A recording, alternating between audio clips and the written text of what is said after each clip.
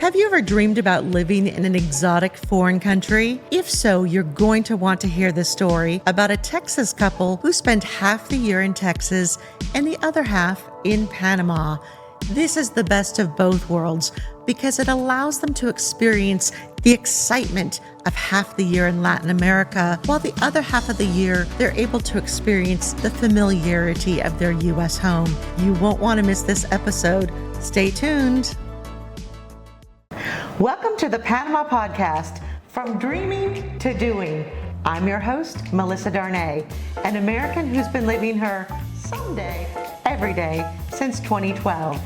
Get ready for a weekly dose of Panama sunshine and inspiration, from hilarious expat adventures to insider tips on living, investing, and having a blast in Panama. Curious to learn more? Go to choosepanama.com and snag your free copy of Panama Uncorked. With me today is Jerry Givens. This is so exciting for me because we are in the middle of a Texas roadshow. Not only does Jerry live in Texas part of the year, of course, she also lives in Panama. But while I'm in Texas, she graciously has invited me into her home along with all of my crew and gear to do this podcast. So Jerry, thank you for the invitation. Absolutely.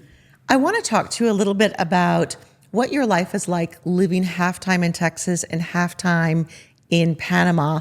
But first, I want to know, why Panama? Well, Panama is where my daughter and her family moved about a year ago.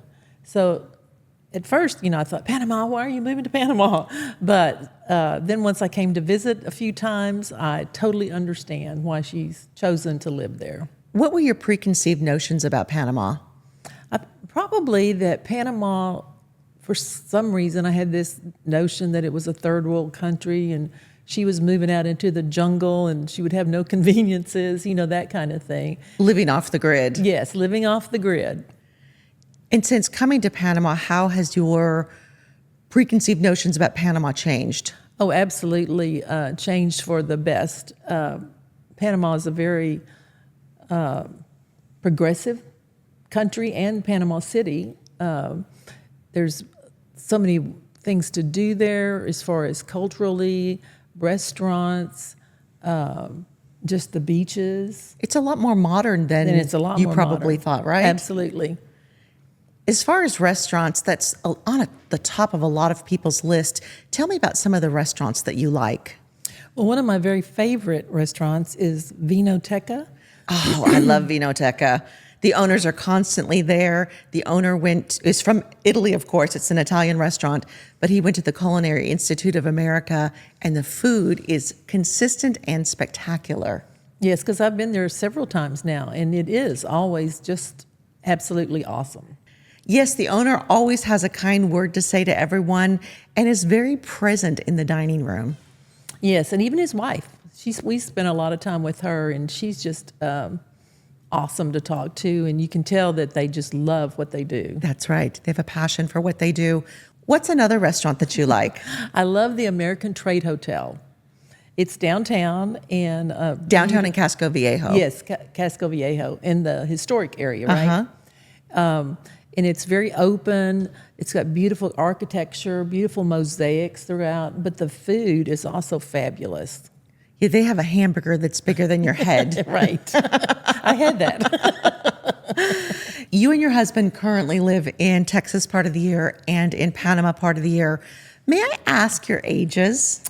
Well, I am 74, almost, and he is 81. Okay. And have you had any challenges in Panama with healthcare, with mobility, with anything like that? No, we have not. I mean, it's been something that we've heard about, the healthcare and how awesome it is, but we have not had to experience anything like that so far. I know you said you had a healthcare issue with your dog. Yes. Can we talk about that? Yes, absolutely. Yes, little Ricky had an issue, and so we went to my daughter's vet, and she was just awesome. And she spent so much time with him, and we got the medicines and all, and I think the total cost was like $30. It's crazy cheap. Great. I like to talk about concierge medicine in Panama because in the U.S., when you belong to a concierge network, you pay a monthly fee or a yearly fee. In Panama, you get that same level of concierge service without the extra fee and at the lower Panama prices. So, for example, the vet that she was talking about at $30, you're getting premium hands-on care without paying those extra concierge service fees. But we all want to feel special, especially when it comes to our health care, the health care of our children and our pets, our four-legged children. Right. So that is nice. Yes. And I've talked to some of the expats who live there who do have some challenging health situations, and they cannot say enough good things. In fact, one of them even mentioned the doctor making a house call, and you don't get that here. Right. Yeah, it's very easy to get house call doctors in Panama. Let's go back to little Ricky, the dog, for a minute. I know that the process for getting the paperwork done from the U.S., it's not so much challenging as it is you're in a time constraint. So you have to be on it and you have to be organized. But what is the process for leaving Panama and coming back to the U.S.? The process leaving Panama and coming back is really so easy because the vet takes care of everything. You fill out one piece of paper, she does the rest, sends it in to the authorities, they approve everything, and then within 2 days we had it back.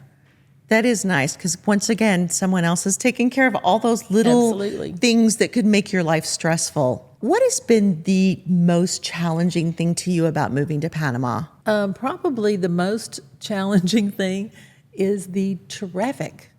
And In Panama City? In Panama City. Now, It's when not you for get the out of the faint of city, heart. it's okay, but yes, it's not.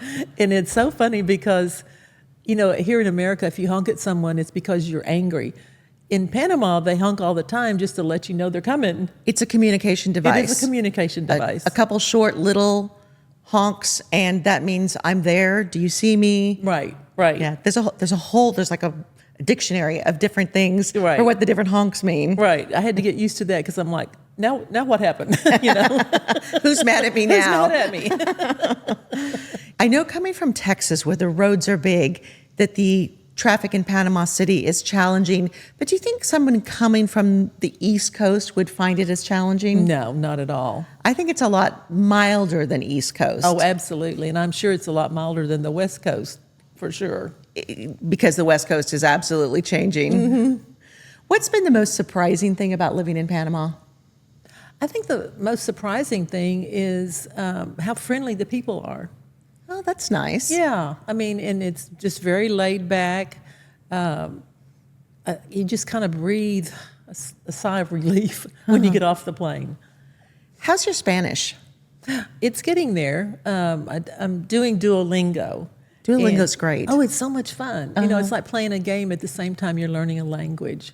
So I'm getting more comfortable at trying my Spanish when I'm there. Okay. And how are the people when you talk to them and your Spanish isn't perfect? How do they respond to you? Oh, they're awesome because they'll immediately go find someone who can speak English. So that's a big relief. And I think they're also great at charades. Oh, absolutely. If you don't know something, you can sound it out.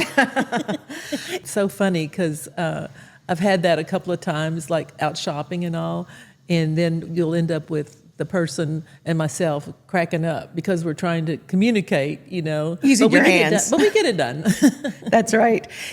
As an American, I have to tell you, before I moved to Panama, I would get a little bit snippy with people if they didn't speak English very well. And I know that I'm not the only one.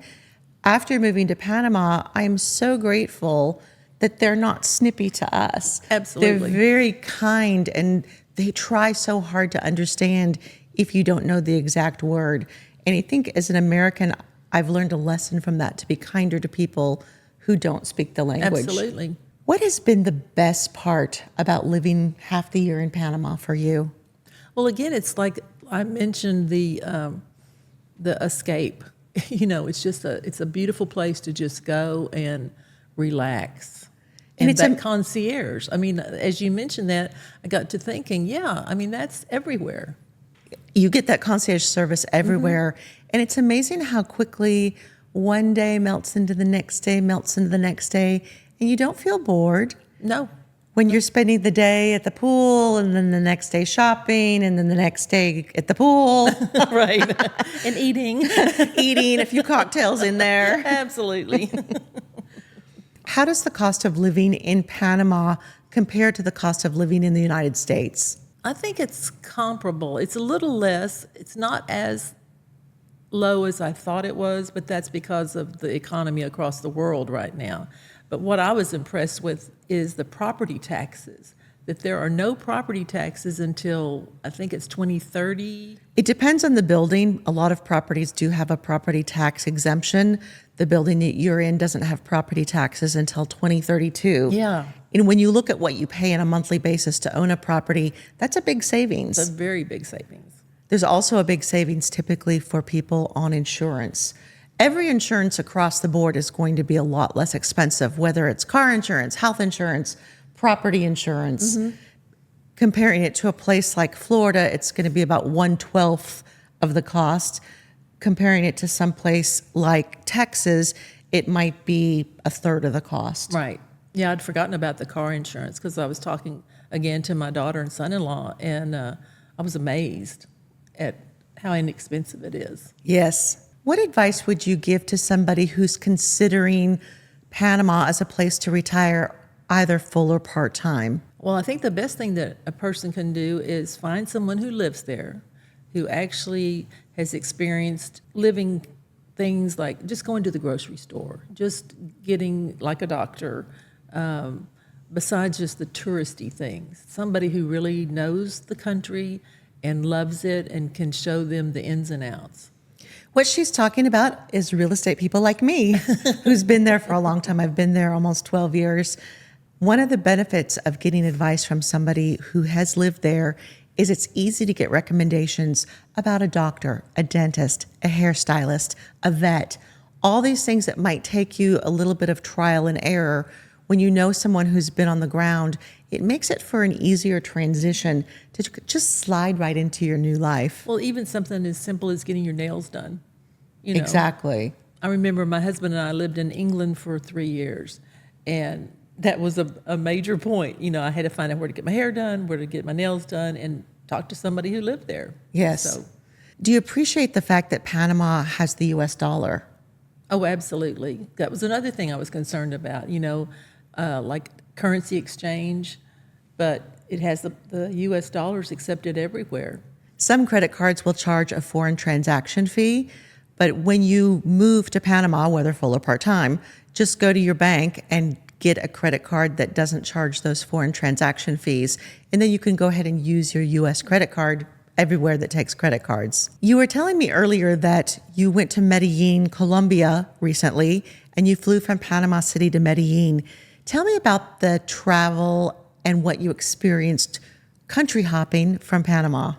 Again, it was very easy, and it was awesome. Again, you know, I think people think of Central America, South America as very dangerous places they wouldn't want to go. And of course, you know, there's movies about Colombia, but it was beautiful. And I loved Medellin. So that fear was subsided. You also mentioned ahead of time that one of your preconceived notions was that there was going to be armed guards, armed police officers on every street corner in Panama City. And that, in one sense, protects you, but in another sense, it gives you a sense of fear. Absolutely. How is Panama different than what you anticipated? Well, you don't see that. I mean, I was probably thinking about, I've been to Guatemala many times, and on every street corner, just about, there's an armed guard, and especially at the airports and the banks, and that's not the case in Panama. Panama, to me, is no different than going down the street here. So it's very similar to Texas. Right. With smaller, more narrow streets. Right. And not so And more many people. SUVs. Right. I know that your grandchildren live in Panama full time. How have your grandchildren adjusted to life in a foreign country? Oh, they have adjusted very well. In fact, much more so than I thought they would. They love going to their French school. My grandsons are 7 and 10, and they both now speak French. I mean, it's amazing to me. They're also taking Spanish and, of course, English, but they love their school. I was afraid they would miss their friends and not like a different school, but the classes are smaller, they get a lot more individual attention, and they meet children from all over the world, and I think that's awesome. Jerry, do you find that your grandchildren play outside more in Panama than they did in the U.S.? Well, of course, because they've got a pool right there, and they've got the beach, and the weather is always perfect. So there's not a time when the schools are closed because it snowed and they're locked inside. So there's always something for them to do outside. And it's amazing to me because you just don't see overweight expat children like you see in the United States. They're not eating so much junk food. They're not sitting in front of the computer as much. They are outside and they're active and they're playing and doing what kids should do. Absolutely. And meeting kids from all over the world, like I said before. I love that for them. them. And what a great experience for them to have friends from all over the world as they get older. Absolutely. They'll probably keep these friends for the rest of their lives. Absolutely. Jerry, thank you so much for having me. It's been a pleasure chatting with you. And I will see you soon in Panama. Absolutely. See you next time. If you like our content, we would appreciate it if you would follow us, like, and subscribe. And be sure to leave a comment and let us know what other Panama topics you would like to hear about.